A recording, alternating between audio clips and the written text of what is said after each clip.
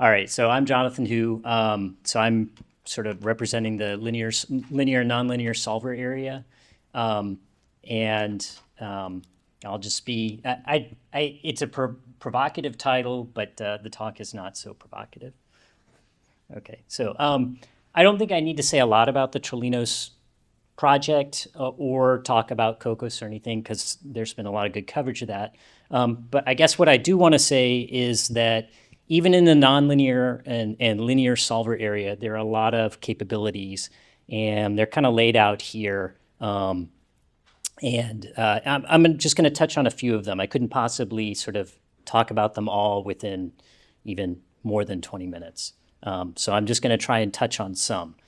I do want to note that there are a lot of developers both at Sandia and elsewhere. So we actually have a lot of contributors from in particular from Europe, and so these are. And I apologize if I've missed anybody because I have almost certainly missed people. And these are only the current ones, and we have many, at least this many previous contributors, probably more so.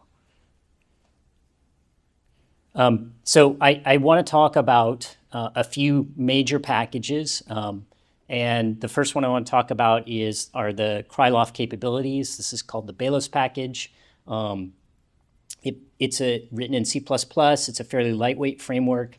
And its intention is for solving large, sparse linear systems. It provides the standard Krylov methods, both, for symmetric and non-symmetric systems. It's a little bit unique in the sense that, it can solve a single system AX equals B, but it can also do simultaneous solves with multiple right-hand sides. It can do sequence of solves with multiple right-hand sides, or it can do sequences of multiple right-hand sides. And it also has some advanced methods as well. So block GMRes, block CG by CG, seed solvers. It has recycling capabilities, and various restarting and orthogonalization techniques. One key aspect that I will reference later in the talk is the fact that these are all implemented either using abstract base classes or traits, and you'll see that later when I talk about a particular application. So, as people probably know, Krylov solvers are often not sufficient. You need preconditioners. And one of the first type of preconditioner that a person might, that somebody might try are sort of standard SOR type based preconditioners. And so we have a package of Pack2, which provides algebraic preconditioners. In addition to SOR type methods, it provides polynomial preconditioners, incomplete factorizations, traditional and iterative. It does have a type of additive Schwartz domain decomposition in it, and it does have some block capabilities as well. And then most of these were developed for CPUs. If Pack2 does have interfaces to shared memory algorithms and Cocos kernels, in particular for incomplete factorizations.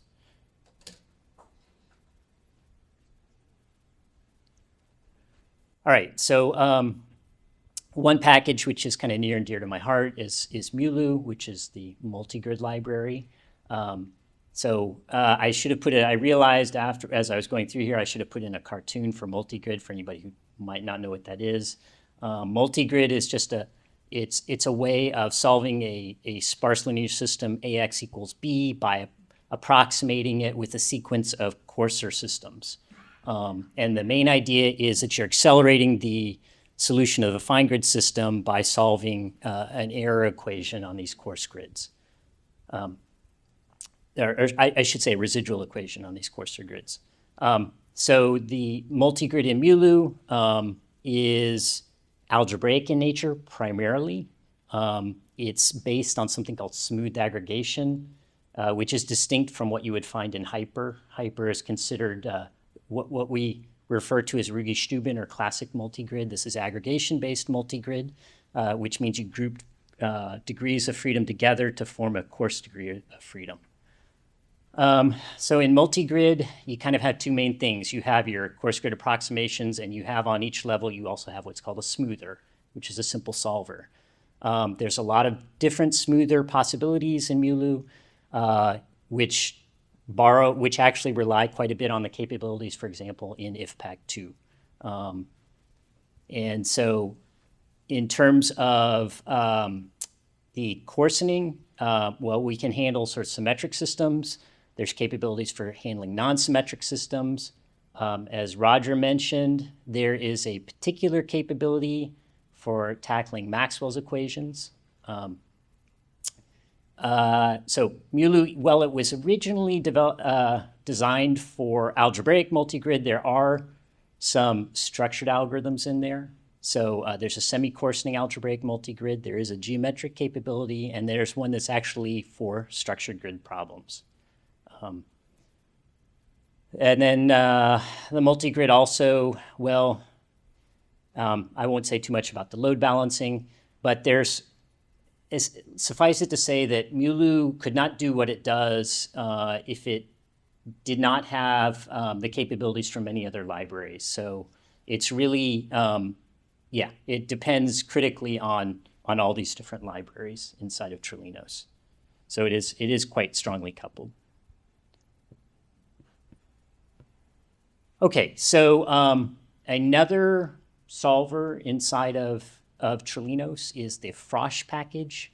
That's actually led by Alexander Heinlein at the TU Delft. And it is a domain decomposition package. It's written in C++.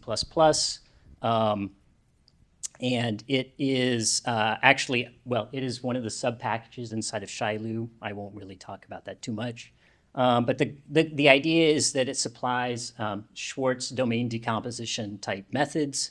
And as people may know, in well, you can view domain decomposition as multigrid, or you can view multigrid as domain decomposition, depending on, your preference. But with domain decomposition, to get scalability, one of the things that people do is they introduce a coarse grid. And that's one of the really great capabilities of Frosch, is that there are different coarse grid acceleration techniques that they are developing inside of Frosch. And they've actually got a quite large team here, led by Alexander. All right, so the last package that I want to touch on, which Roger actually already mentioned, is TICO. So this is a monolithic block multiphysics preconditioning package. And Malachi will dive into this in just a bit. But I also want to mention, I think Matthias is going to mention it as well in his talk. And essentially the idea is that if you've got a system which you can block up by physics, large blocks, not small blocks, then you can apply different blocks solver algorithms, for example, block Gauss-Seidel. And then if for example, if you're tackling Navier-Stokes, there are different algorithms for that. Or if you have a more complicated problem, as you'll see in Malachi's talk, you can actually extend it to define your own splitting. And one of the key capabilities here is you can invert those blocks that you need to. For example, if you're doing block Gauss-Seidel, you need to invert those diagonal blocks. You can actually invoke the other packages inside of Trilinos. You could do direct solves, or you could do an iterative solve. You could do a Krylov method. You could do an algebraic method. You could do algebraic multigrid, for example.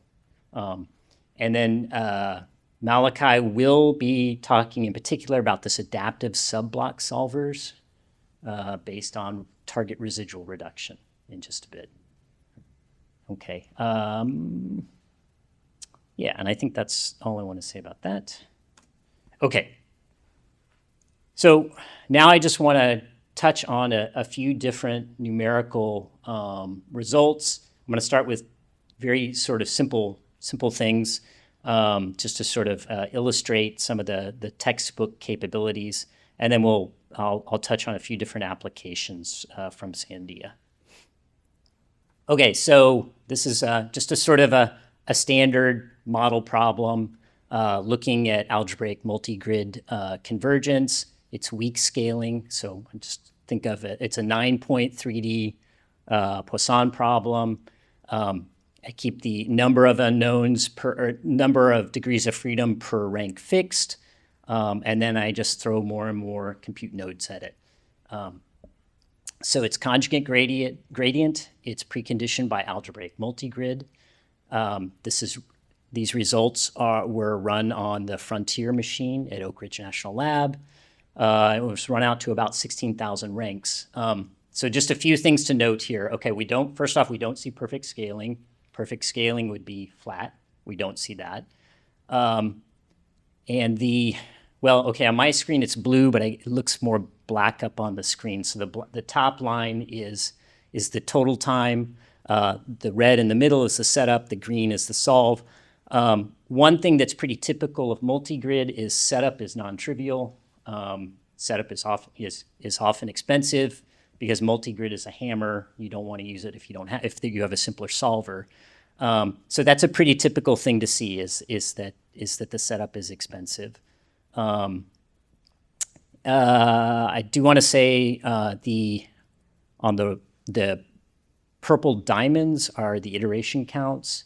And you can see that on the y-axis on the right, those are the counts. And you can see that those stay fairly steady between 15 and 20 iterations, 15 to 19 iterations, let's say.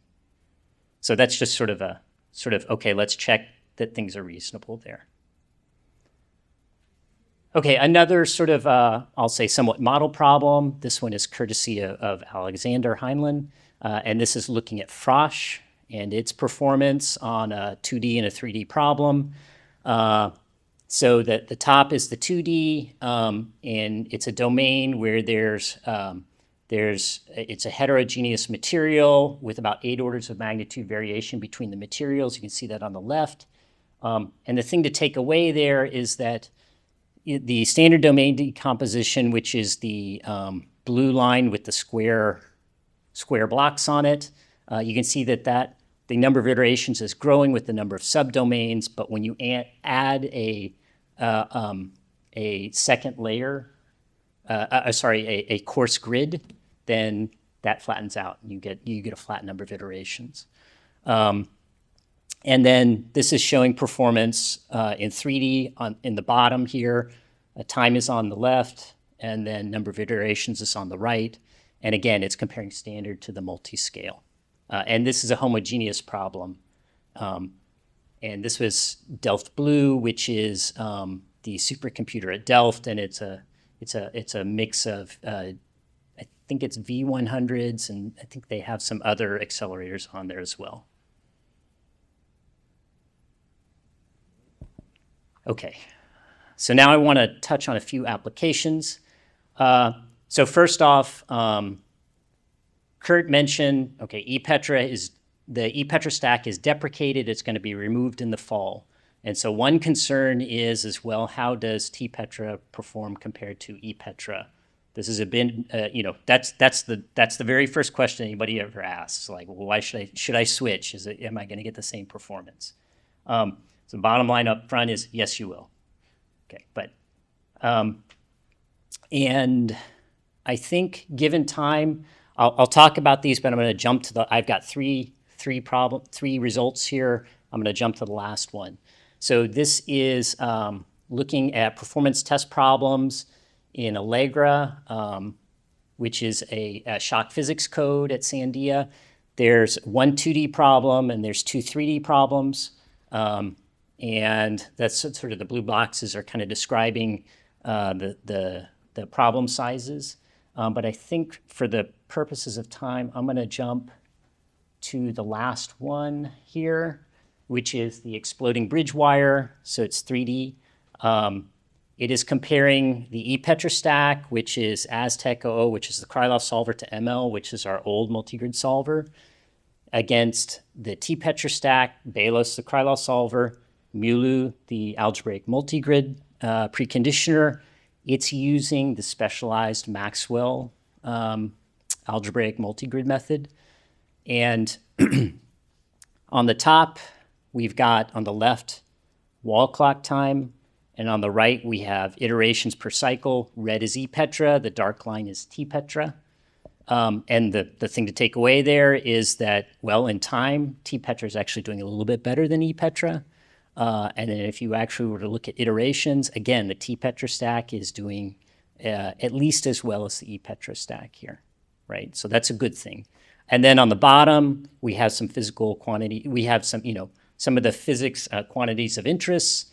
And at least in the eyeball norm, those are sort of, those are agreeing, right? So this is a good thing. So this should give you confidence if you were wondering. Yes, okay.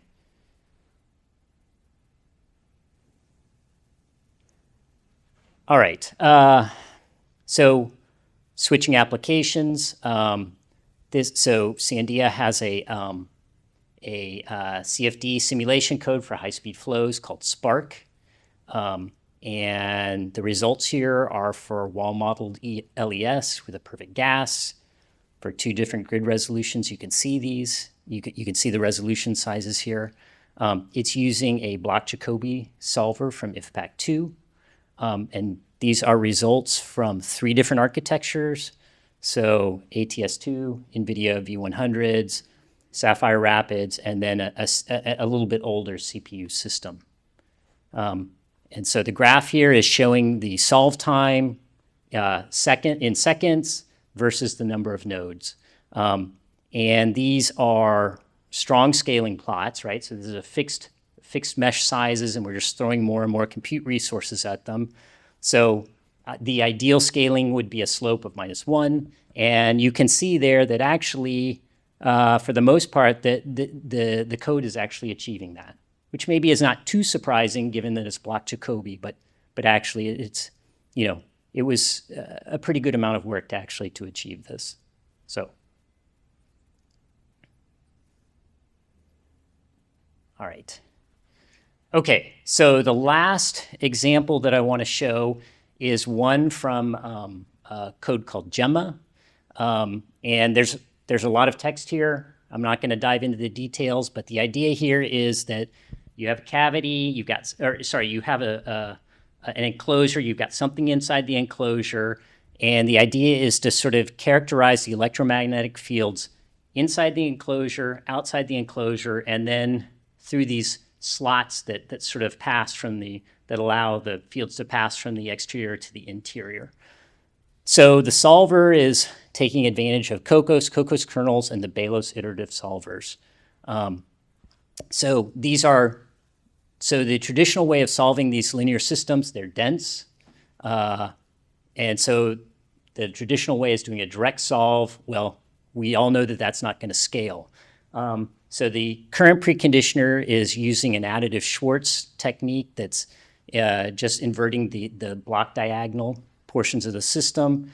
And even that is getting about reducing the memory footprint by almost a factor of 6.